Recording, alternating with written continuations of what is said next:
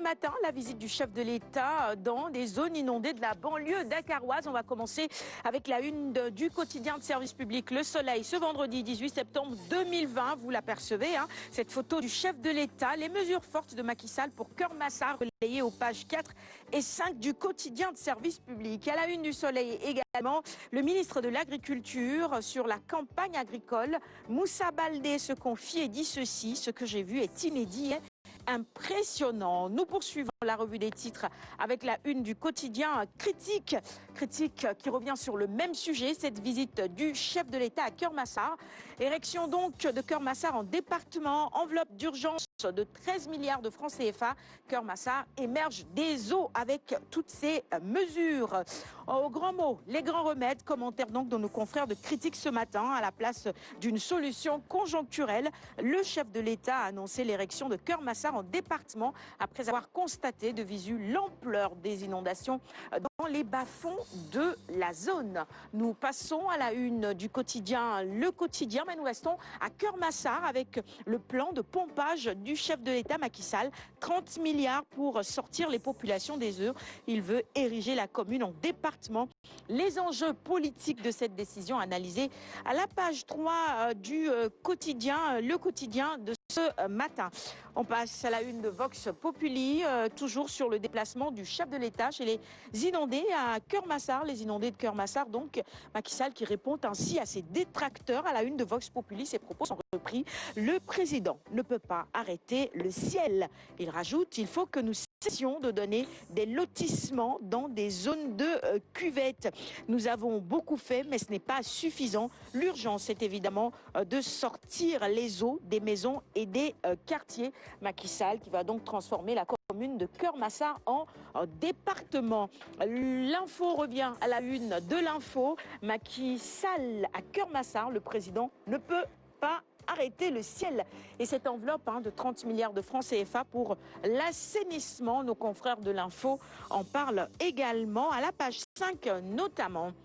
Réumi quotidien, on reste avec la lutte contre les inondations et ce chiffre 30 milliards qui revient.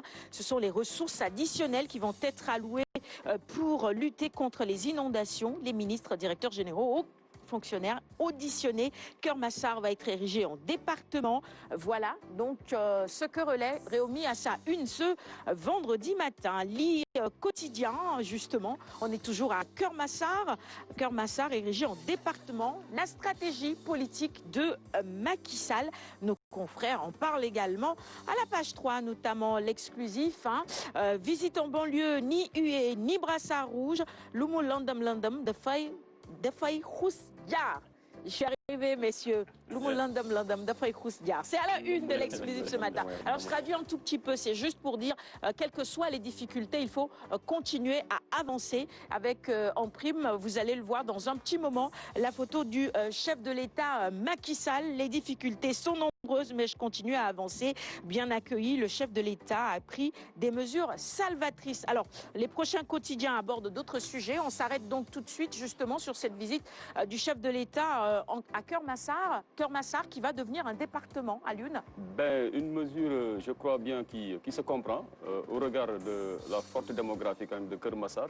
Keur Massar qui ne cesse de recevoir du monde.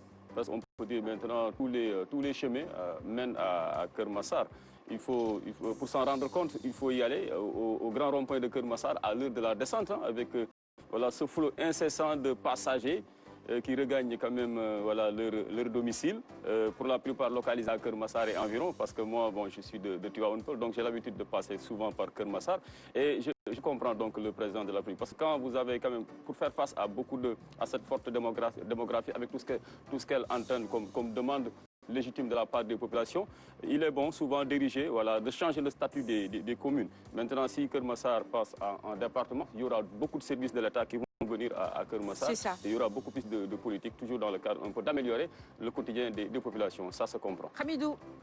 Il faut saluer les acquis de Keur Massar, parce que moi je sais qu'en termes d'accès, Keur Massar avant c'était pas trop accessible. Aujourd'hui c'est accessible, même si aujourd'hui les problèmes il y en a, comme il y en a partout dans le monde. Mais il faut saluer d'abord ce qui a été fait en termes d'accès, en termes de viabilisation, parce que nous qui avons l'habitude de passer par Keur Massar, nous savons quand même qu'il y a eu énormément d'acquis, même s'il y a aujourd'hui quelques défis qui persistent et que les autorités sont en train donc, de régler. Et il y a des autorités qui ont compris évidemment l'urgence et le chef de l'État notamment. Moi, j'allais juste dire qu'en revenant de Rufisque, une fois, je me suis perdue. J'ai raté l'autoroute, je suis passée par Keur-Massar. Tu parlais de forte démographie. Je ne savais plus où j'étais à un moment. C'est Google Maps qui m'a aidé. 600 000 habitants. Oui. Et il faisait tard, donc il y avait du monde. Je me suis dit, est-ce que je suis à Dakar? Où suis-je exactement? Je ne savais plus. Je tournais en rond. À un moment, je me suis dit, bon, les technologies, c'est fait pour ça. Je regarde et Google me dit, vous êtes à Keur-Massar, madame. Après, bon, c'est plus facile de retrouver le chemin. Mais il faut évidemment faire beaucoup pour aider ces populations, surtout en ce moment extrêmement difficile, des populations qui sont inondées. On poursuit avec la une de 24 heures info. Autre sujet à la une de ce quotidien, on nous parle cette fois-ci de la filière pomme de terre au Sénégal. On est dans l'agriculture. Ça, c'est l'affaire de Hamidou, terre et terroir. Catastrophe à l'horizon. Les fonds de subvention de semences baissent drastiquement. Hamidou.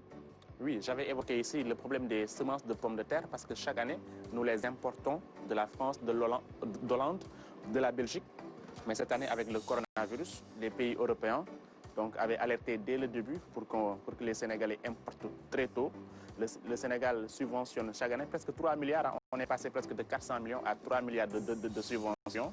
Donc cette année, j'avais alerté ici, il fallait importer les semences de pommes de terre très tôt parce que le problème de la pomme de terre, Sarah, vous le connaissez, le Sénégal est passé presque d'une production de 12 000 tonnes en 2011 à 150 000 tonnes aujourd'hui. Oui. Ce qui permet d'approvisionner le marché sénégalais 9 mois sur 12. Et aujourd'hui, si les infrastructures de conservation existaient, on pouvait faire 12 mois sur 12. 12 mois sur 12. Donc on a 3 mois qui flottent donc, il faut il y a 3 mois qui flottent et il faut importer. C'est ça. Donc la pomme de terre d'Europe et venir vendre ça sur le marché. Mais c'est un mécanisme très complexe, mais c'est un mécanisme également que les acteurs, il faut le dire, maîtrisent. Parce que l'agence de régulation des marchés, les producteurs et ceux qui sont aujourd'hui dans l'agrobusiness feront tout aujourd'hui pour régler cette situation. Est-ce qu'on pourrait imaginer qu'on n'ait pas de pommes de terre, les friands de frites et tout ça? Les céréales, ils risquent de se... Non, il n'y a pas de céréales sur le plateau, donc ça... C'est pas que les céréales, hein? Mais il y a suffisamment de terre au Sénégal. Je crois aussi des organisations comme l'OIM aussi, certes l'agriculture n'est pas leur vocation première, pourrait aider des migrants peut-être à avoir des terres, à avoir des semences et être dans la filière pomme de terre, n'est-ce pas? Tu as bien trouvé un petit je crois link, bien. finalement. Non, le link, il est toujours établi sur le plateau. Monsieur Doumbia, c'est vrai qu'il y a des migrants qui finalement décident de rentrer, il faut les accompagner. Et beaucoup se tournent vers l'agriculture quand ils rentrent. Beaucoup de migrants vont effectivement vers l'agriculture parce que dans les zones de retour de migrants, nous avons beaucoup de migrants qui vont dans le sud. Kolda, Tamba, et beaucoup retournent à l'agriculture puisque c'était leur activité avant qu'ils ne partent à la migration. Très bien. Anaké Dengen, les frites, les pommes de terre, ça rentre dans vos plats préférés ou pas du tout? Ouais, j'aime bien. C'est l'oignon sous. Ouais. Le riz blanc. Le étodier, c'est ça? Le étodier et le fiteuf. Voilà, exactement. Bon, donc... Le c'est-bon, oui, c'est vrai. Et c'est très bon là-bas aussi. Hein. Le c'est-bon est très bon. Selon moi, en fait, dans l'art culinaire casamançais, c'est l'étodier. Hein. Oui. L'étodier, c'est magnifique. Hein. Succulent, très bon. Et ça, c'est Alioune qui le dit. Hein. Monsieur Alpoula, tu rejoins les Sérères aujourd'hui, c'est ça? Non, les Diola. Les cousins, quoi. Bon. Leur cousin, quoi. Allez, on passe à la une d'enquête maintenant. À la une, eh bien, les disciples du temple de Thémis font l'actualité. Convocation de Souleymane Teliko par ligage. Les magistrats en ordre de bataille. Les comités de ressort de Dakar, Thiès et Saint-Louis sont entrés dans la danse. Et les magistrats dénoncent une tentative de musellement de l'UMS et de son président. Les organisations de la société civile s'engagent également aux côtés des magistrats. Propos du ministre Maître Macky Sall a retrouvé également à la une et dans les colonnes d'enquête ce matin. C'est une affaire des juges et le garde des Sceaux n'a rien à voir là-dessus. Le sport maintenant avec Stade, là aussi c'est très intéressant ce matin. Mercato bloqué chez les Lions. Alors les Lions seraient-ils trop chers? Question de Stade ce matin. Oumar Diallo, c'est un mercato Covid, c'est normal. Le Covid, c'est un peu partout dans le monde. C'est une année Corona finalement de 2020. Sadio Koulibaly, Sarr, Niang, Keita Baldé, valeur marchande des 12 lions les plus courtisés à retrouver dans les colonnes de stade ce matin. Mais nos lions sont-ils trop chers à Lune? Bon, trop cher, ça dépend. On a vu tellement de choses improbables se passer sur le marché des transferts, des joueurs qui n'en valaient pas quand même le prix, qui se retrouvent à être transférés à coût de milliards, d'autres beaucoup plus, en fait, sur le plan footballistique, beaucoup plus coté, mais avec certainement voilà, un manager qui ne sait pas trop tirer quand même des avantages des rouages du système, qui se trouve avec peut-être une valeur marchande en deçà de leur valeur sportive. Donc tout dépend souvent du manager du jour. Hein, voilà. Si le joueur quand même a un manager assez dégourdi, qui connaît un peu les ficelles, voilà, les rouages, qui a un candidat d'adresse assez fourni, le joueur peut avoir pour décrocher quand même le jackpot. Mais aujourd'hui, un joueur comme Kalidou Koulibaly, voilà, c'est un top player. Je crois qu'il fait partie des 3 meilleurs défenseurs aujourd'hui centraux au monde. Oui. Je crois qu'il peut bel et bien avoir un excellent club. Seulement, je trouve qu'il a tardé à se décider. Parce qu'il fallait quand même partir beaucoup plus tôt. Aujourd'hui, il approche de la trentaine.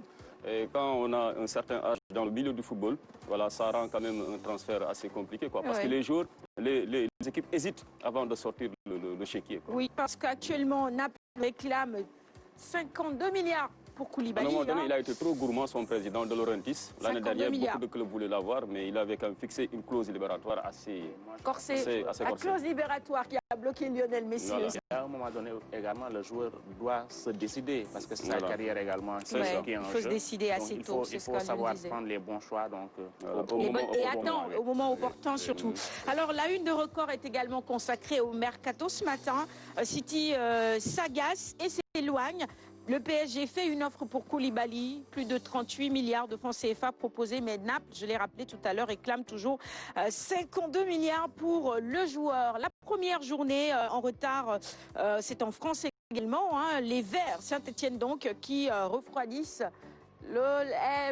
les Marseillais qui avaient gagné contre Paris, un match vraiment qui a tourné, je ne vais pas dire au drame, mais plutôt à la bagarre. Voilà, c'est ça. Nous, dans notre saison, on bat le Qatar Saint-Germain. Je pense que la saison, elle est réussie. Hein. Le challenge pour l'Olympique de Marseille, c'est de bien figurer en Ligue des Champions. Et ça, on en a quand même l'habitude. Hein. Bon. Je rappelle que c'est l'équipe quand même qui a joué le plus de finales dans l'histoire du football français. Voilà. On reste en Afrique, on revient en Afrique maintenant. On parlait des joueurs africains. Bon, allez, on reste en Afrique avec le Sénégal et ce classement FIFA du mois de septembre. Les Lions indéboulonnables en Afrique. On est toujours numéro 1. J'avais même vu un titre de... je crois que c'est Stade. Hein. Bon, si je le retrouve, je vais le lire. On est toujours à la tête du classement FIFA Afrique, mais on n'a pas encore soulevé... le trophée, c'est le gros challenge. Voilà, c'est ça. Le Sénégal est toujours leader en Afrique. Depuis 2002, pratiquement, le Sénégal est toujours dans le top 10. Hein. Rarement le Sénégal quand même sort de ce top 10-là. Mais le plus important, selon moi, c'est le trophée. Je préfère être 50e en Afrique et avoir un trophée plutôt que d'être toujours premier dans le classement final. Dans le classement FIFA et se retrouver avec 0 étoile quand même sur son maillot. Quoi. Une étoile sur le maillot, c'est ce qu'on réclame, non, messieurs? Micro? Ouais, on a vraiment besoin de cette étoile. Hein. Ouais. Il nous la faut, cette étoile. Bon, voilà. Dans tous les cas, on est toujours leader du classement. Ça Allez, pas, on va finir. Ça ne m'assure pas. Généralement, à la veille d'une compétition, à chaque fois que une équipe occupe le haut du classement, elle passe à côté de la compétition suivante. Généralement. L'analyse. Sous nos lampes, on termine la revue des titres de ce vendredi 18 septembre avec ce quotidien spécialisé en lutte traditionnelle. À la une, les lutteurs que vous adulez, Gris Bordeaux, Bala, Modlo, Eumeu Sène, eh bien tous ces lutteurs, ce sont de grosses recettes du pay-per-view. Retenez les montants. Gris Bordeaux, Bala, c'est 88 millions. Modulo Bala, 60 millions. Modlo et Boignan 2, Lac 2, c'est 15 millions. Dans l'arène, ça va encore. Il y a des millions qui circulent toujours dans l'arène. Ça, c'est une bonne chose, vrai? Non, les migrants ne s'engagent pas généralement sur des terrains aussi compliqués. Voilà. La lutte, il faut quand même certaines aptitudes. C'est pas tout le monde. Les migrants ont beaucoup d'aptitudes. Oui, c'est vrai. Ils ont beaucoup d'aptitudes. Beaucoup de lutteurs ont traversé la Méditerranée. Hein. Par contre, il y a beaucoup de lutteurs qui sont partis et qui ne sont pas finalement revenus. Hein. Qui se sont reconvertis en autre chose là-bas. Allez, on va reparler de tout ça dans un petit moment. Je vais offrir les quotidiens de ce matin. Voilà, je vais vous les offrir.